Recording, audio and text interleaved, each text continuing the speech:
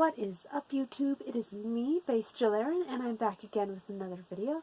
And today I have for you my haul for December, and there might not be a part 2 like there usually is because, one, money is pretty tight because, again, it's the holidays, everybody's feeling that. And not a lot of stuff is coming out at the end of the year, so there might not even be enough manga to even warrant a haul. And so what might happen is that I'm going to do a haul, and whatever manga that I buy later on isn't really going to get a feature, but you will see it at the manga collection video that I'm planning on doing either very end of the year or beginning of next year, which is going to include the infamous manga drinking game again because I like alcohol. But enough of that for now. So let's focus on the present, and that is this stack of books that I have right here to show you. And first we're going to start off with actually a light novel. And y'all have to fucking see this, because this is what I was buying all that Record of Lodoss War stuff for. This is what I've been waiting for a very long time. And it definitely warranted the wait, and that is the Record of Lodoss War, the Grey Witch Gold Edition. I think that's what it's called. I don't know. I think that's what it's called, but it's the light novel put out by Seven Seas, and if you have not seen this book, holy mother of God, this is probably the best release Seven Seas has put out in general. Their hardcover stuff is always fucking awesome, I feel.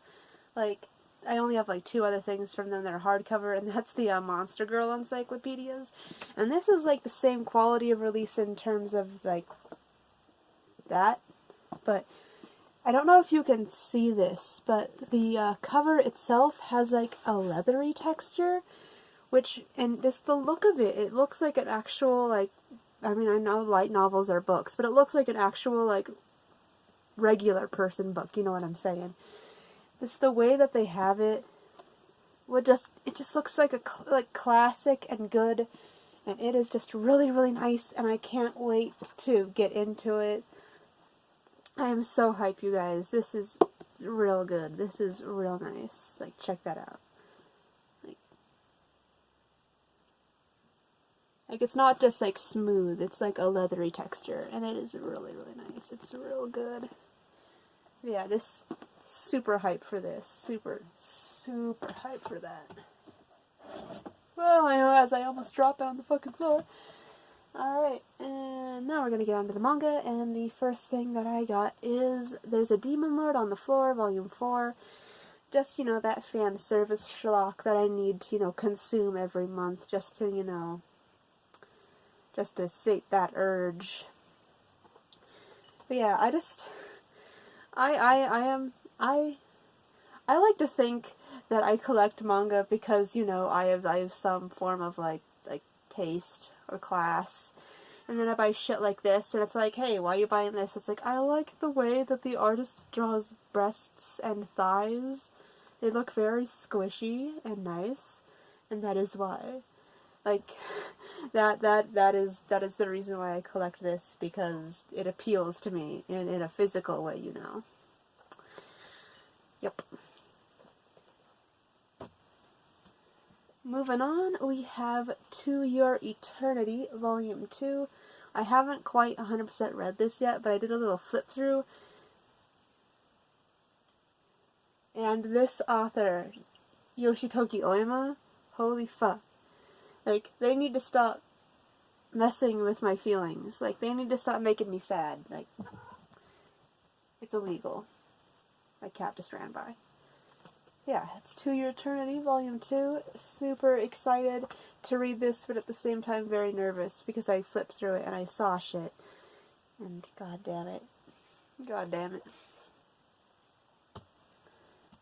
Next up, we have Princess Jellyfish, Volume 7. I do believe there are 2 more of these coming out, and then we will have the series completed. But yeah, this is getting real good. It's surely gone past the anime at this point, and stuff. There's only so much I can say about this without spoiling the hell out of it, but I definitely recommend, if you haven't tried Princess Jellyfish, to definitely pick up Princess Jellyfish, because it is a beautiful josei. Next up we have, here we go guys, No Matter How I Look at It, It's Your Guys' Fault I'm Not Popular, Volume 11. Now, I don't know how long the series is going to go for. I haven't actually looked into like how long the series is, or if we are 100% caught up with Japan, so we do not know. But she's in her last year of high school, and it's coming up into like the springtime, so she doesn't have much longer to go for high school. So I don't know if this is going to continue to follow her into college.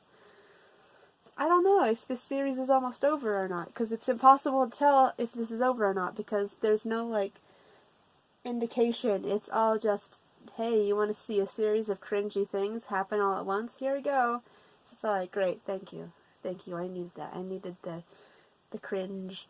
But the funniest thing about this book is, if you've been following this release, at the end of, like, every book, they do, like, like a virgin joke, where she comes across, like, animals or something in the wild fucking, and she's just like, damn, if only I'd been a worm, then I'd be fucked and I'd have kids and it'd be fucking awesome.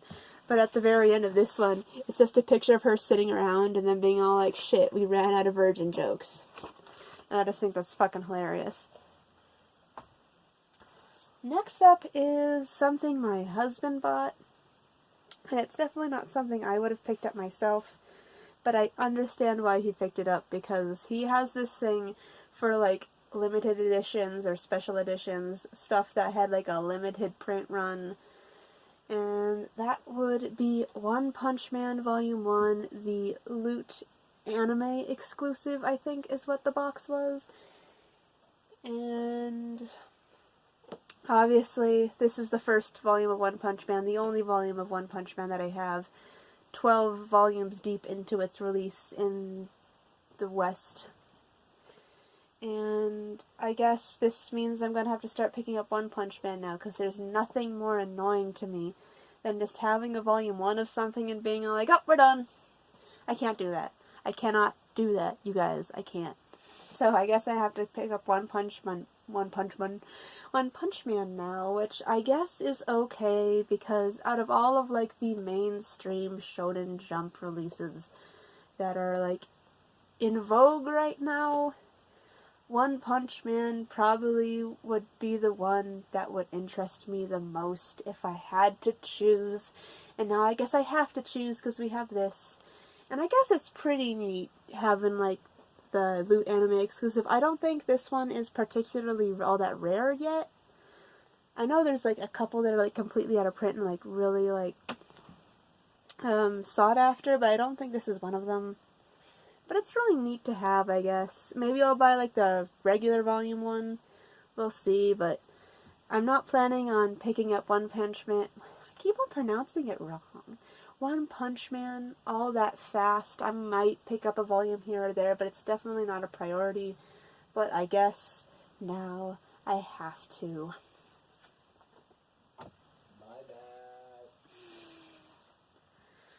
Next up, we have 1 Week Friends, Volume 1. This is a newer release, and it's kind of like a hybrid in terms of, like, types of manga. It's kind of a 4-koma, but it's also, let me find it, it's not. Like, there's, like, whenever there's, like, a serious scene that they have to do, they do it in regular manga format. And whenever there's, like, you know, like a comedic sort of, like, funny scene, they do it in the 4-koma format. And this is about this guy who kind of is interested in this girl here on the cover. And he tries to make friends with her, and at first she's, like, really just like, no, I can't make friends. I don't want to be friends with you. Leave me alone. And then it turns out she has this really selective short-term memory loss where every Monday she forgets everyone she had, like, a connection with, like a friend or somebody. Her family is exempt from this rule, but if she made friends with you during like a week, the following Monday she will completely forget about you. But if she like met you and she didn't like you, she will remember you. And that's a concept in this book that's actually like a main focus at one point. But I can't, I don't want to go into spoiler territory, but this is a pretty good book. I'd look into it if that concept sounds interesting to you. This girl who loses her memory about her friends every week, and this guy has to remind her that we were friends, motherfucker. Next up, we have Magical Girl Apocalypse, Volume 13. Let me tell you something about this motherfucker. So, this one book came separately from everything that I ordered that was going to come in this week. And this one was just came on its own, right? So, it shows up in the biggest fucking box. I threw it away, so I don't have, like, an example, but it was a huge fucking box. Like, let me tell you, I ordered a master grade Gundam model for my husband for Christmas, right?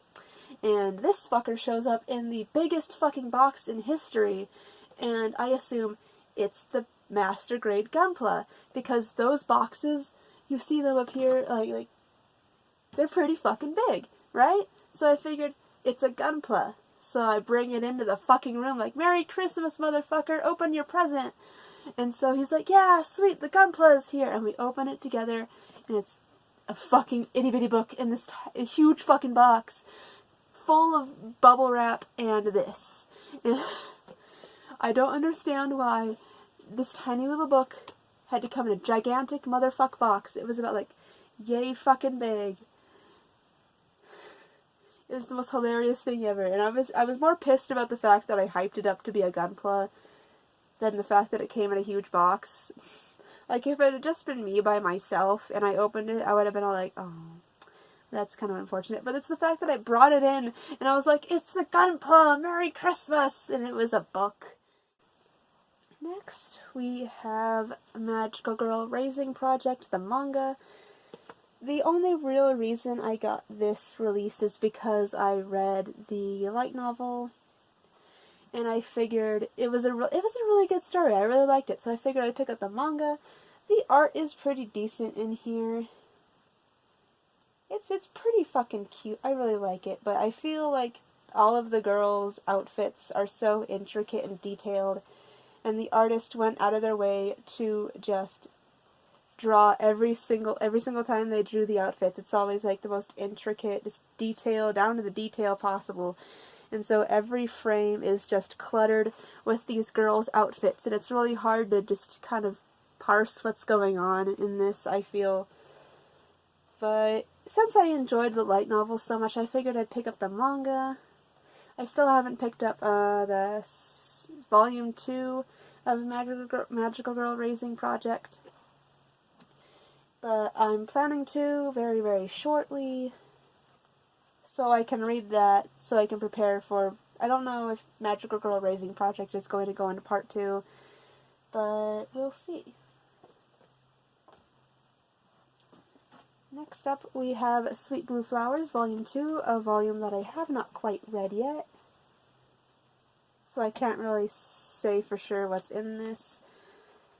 But I continue to appreciate the fact that Viz is releasing a Yuri that comes out semi-regularly. I think it's a bi-monthly release, which is pretty fucking cool, because their other Yuri title, After Hours, the next volume is coming out in, like, June or July. Like,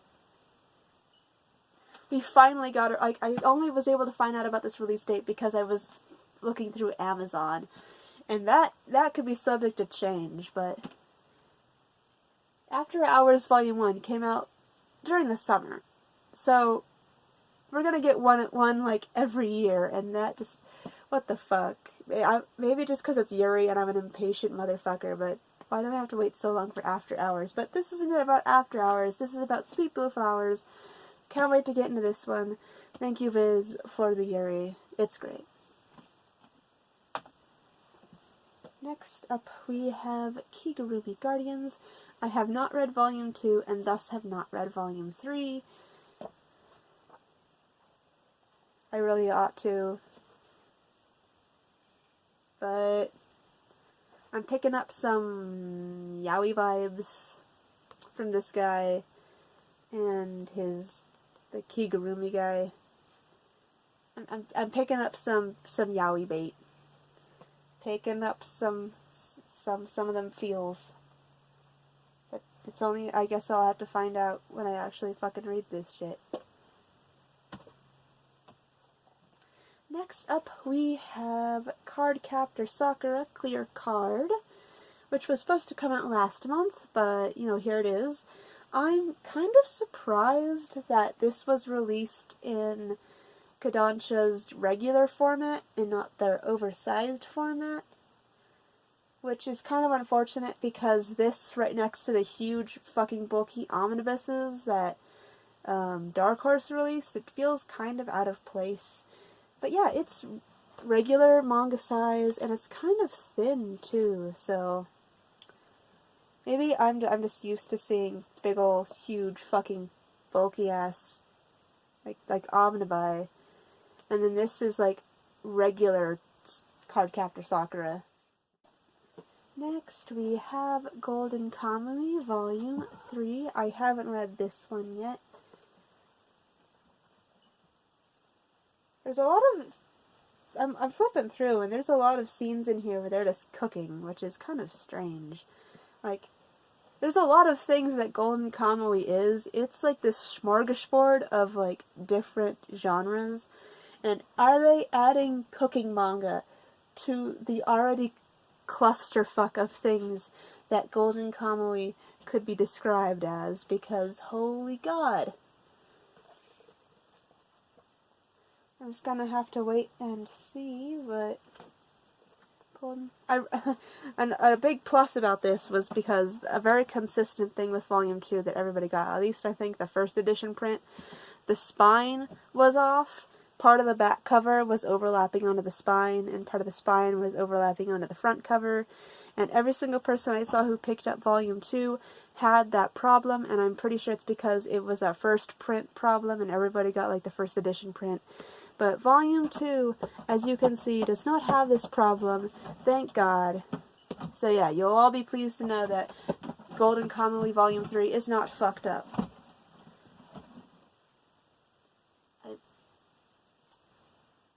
Cat is under there. I don't know if you can see that. There's her tail. Aretha! Sorry about that. Felt like I should show you the weird shit that my cat just got up to. But anyway, let's continue on. Next we have something else that my husband bought. And I don't remember why he bought it. It's a Devilman Grimoire. Don't know. I like classic stuff. He likes the classics, and so this probably means we're gonna get the release of the original Devilman when that comes out next year, and it's gonna be in this really nice hardcover, so you know, why the fuck not. But yeah, this one has a lot of nudity, a lot of titties. Yep, that is my totally certified 100% awesome fucking review for this book, is they titties. Yup.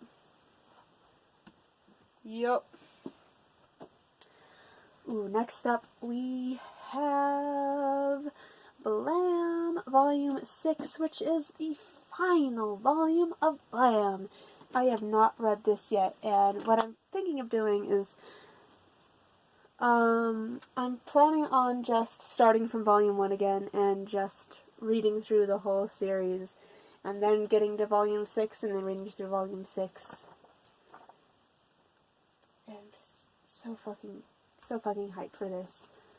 I'm so glad to have the full series of Blam. It's been such a beautiful release.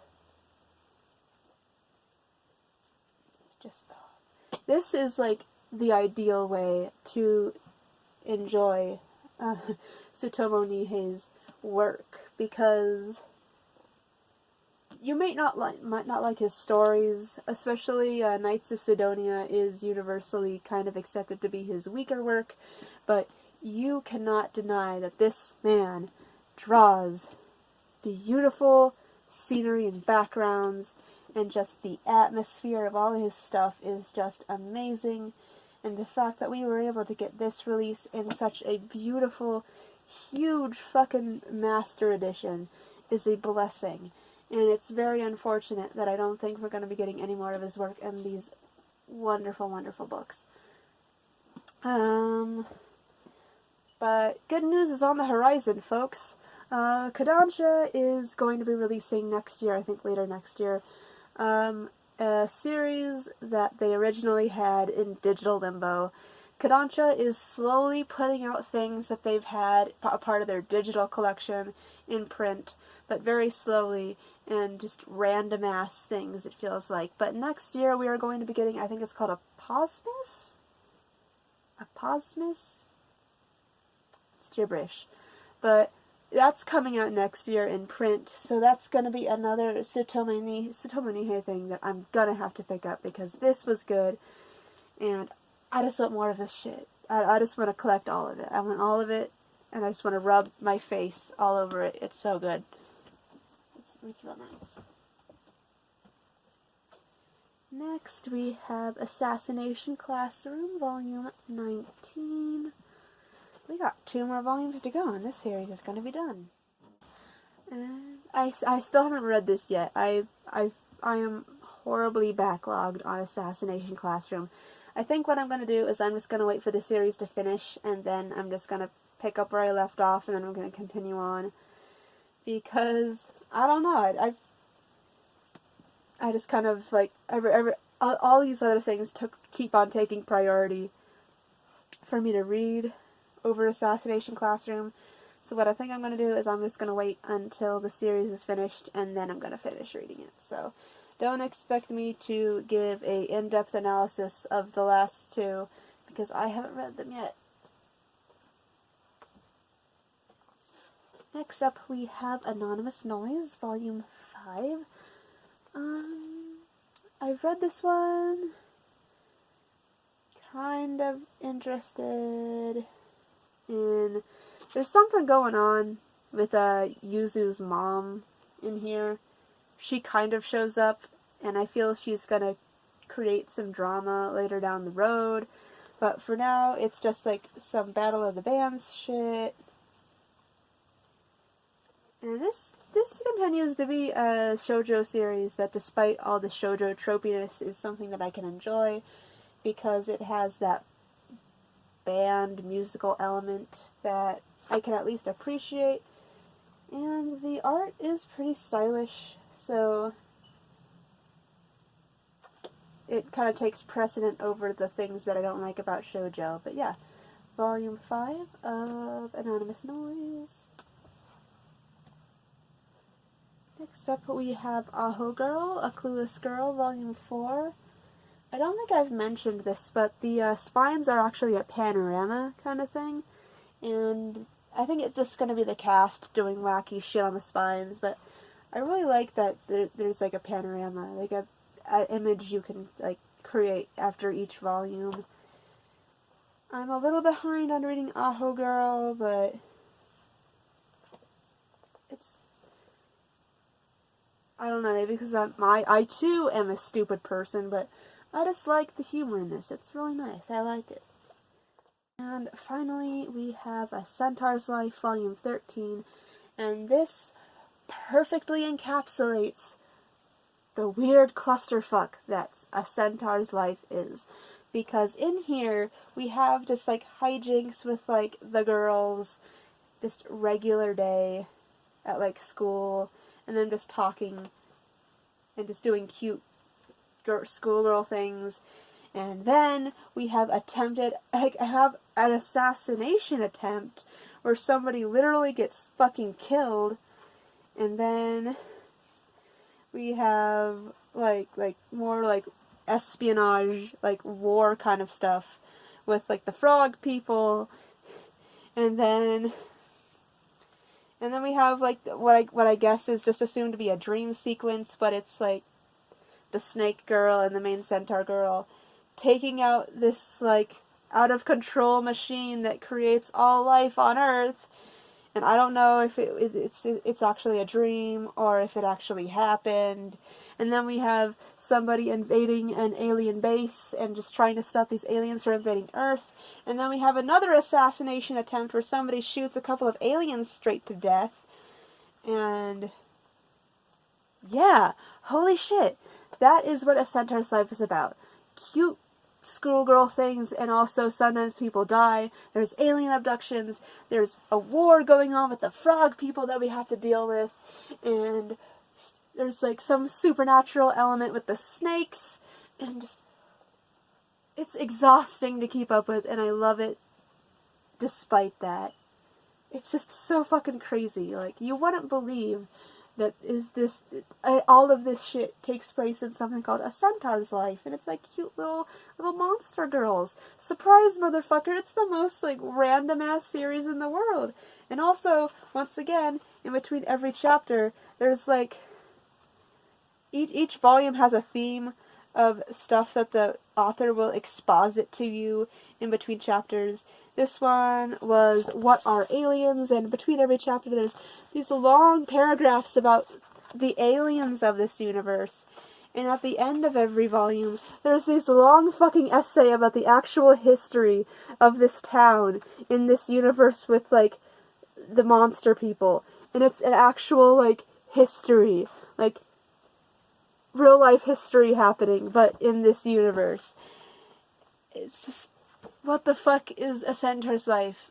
I'm 13 volumes in, and I don't even know. And yeah, that was my manga haul for December. Next manga-related video is probably going to be the collection tour featuring the drinking game, with a couple of new rules included and another kind of alcohol, because Smirnoff Ice is pretty much just over-glorified fruit juice, and that didn't do shit. So I'm gonna make something new. I'm gonna shake it up a little bit, and next time you're gonna see me get fucking drunk because of this shit. But yeah, until then, I will see you all next time. Goodbye.